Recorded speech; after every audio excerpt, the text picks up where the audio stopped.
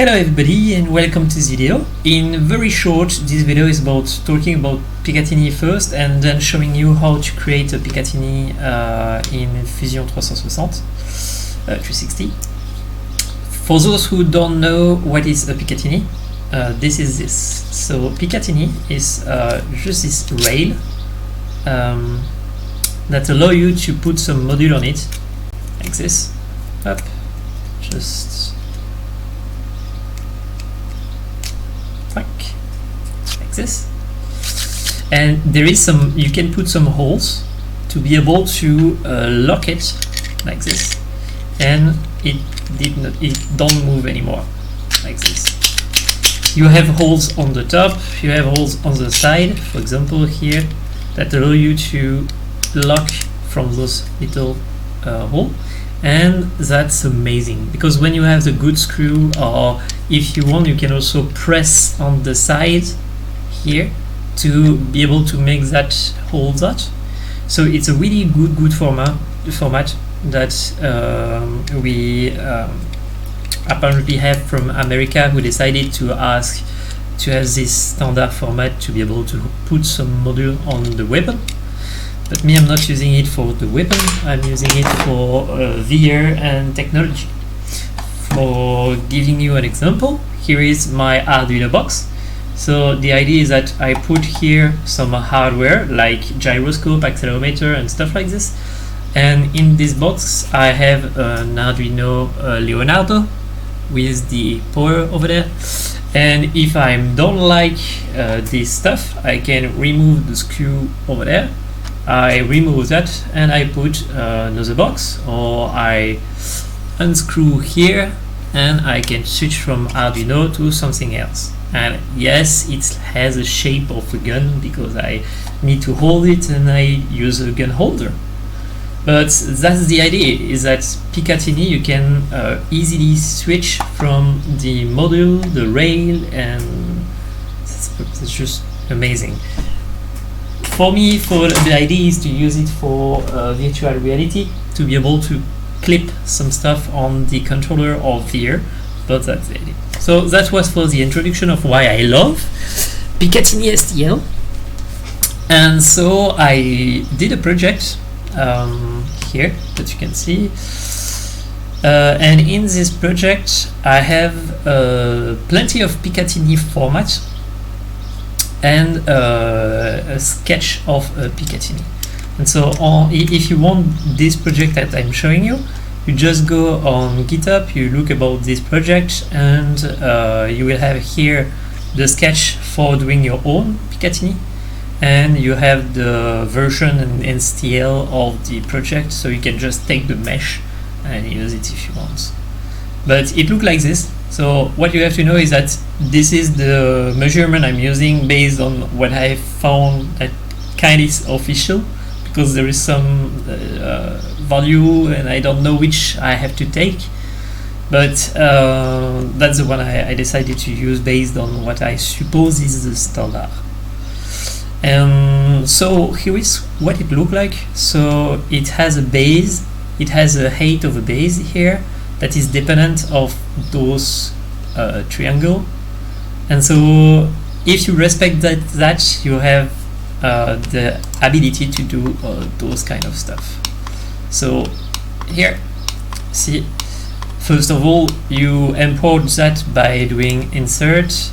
If you are in your own project, do insert DXF, select, you go in the STL project that I gave you, and you import that, and boom, you will have this small line. And from this small line, you can here you select all that up, and the standard is 1 centimeter for the segment, and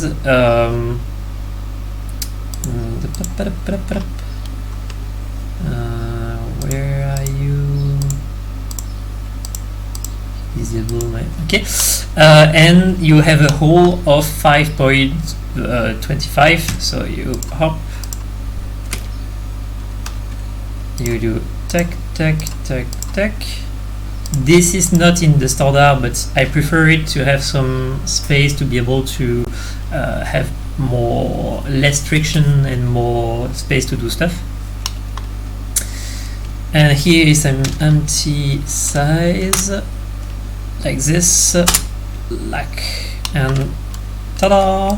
You have the Pica Tinny. And why I know that empty size is 5.25 is because I remember, and because here empty size 5.2.5. And ta-da! You have this small part.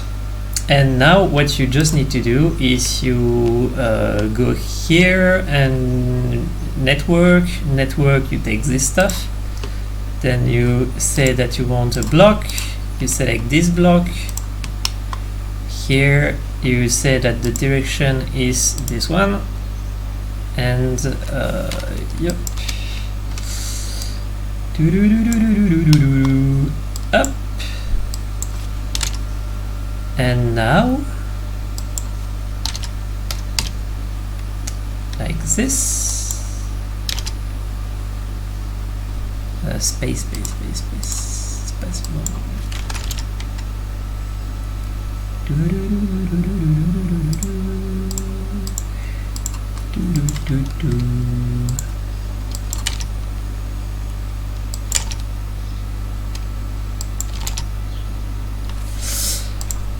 And ta-da! You have your rail. So that's how you do a Pica Tinny rail with the good format. And as soon as you have that, you can start to make some cool stuff. Like you take a magnet plate, you fix the STL of that on this one, and you have the black stuff here that allow me to put some module on my board. And what you will need to do is that the Pica Tinny, if you print it in iron, you can have a small hole here, but if you print it, you have imperfection in the print. And so what you need to do is you take the format over there and you put a border that you decide must be large or not, but you have to consider that if you make it too large, then this will not fit and it will fall apart. For example, this one, if it's too large like this, it holds, but with a bit of pressure up, it falls. So if you put the perfect situation, you can clip it and remove it, but it's a risky bet with printing because you will screw a lot of that. So you have to decide if you want to clip it or not. Another way is to cut it and to screw from the two sides, and like this it's holding, or to make it full and with a lot of space and not a way to clip, and that way it's fixed and it's cool. But what you need to take in consideration when you do that is make a big block, you put your STL, and then you put a small border that you decide is small or large, and it allows you to do stuff like this. For example, that's a Pringle, and it allows me to put that in my Pringle, the little box, like, do I have one? Those box. You put the Pica Tinny here and stuff, and it allows you to have something to hold, to grab all the stuff in the box. So yeah, you can do a crazy lot of stuff with the Pica Tinny. But yeah, another subject that I need to talk to you, if you do your Pica Tinny, you can print it horizontally. It works really well with 3D printed. I have a 1mm head and it's still working, so even in draft version it worked really well. But what I did is that first of all I did a version here where you have a hole and you put screw in it. Maybe I should add a place for the head of the screw, but yeah. So I have a version here that is on the size of my printer, max size of my printer with a hole. But something that you should know is that if you want to print it vertically, then the printer will try to make some support.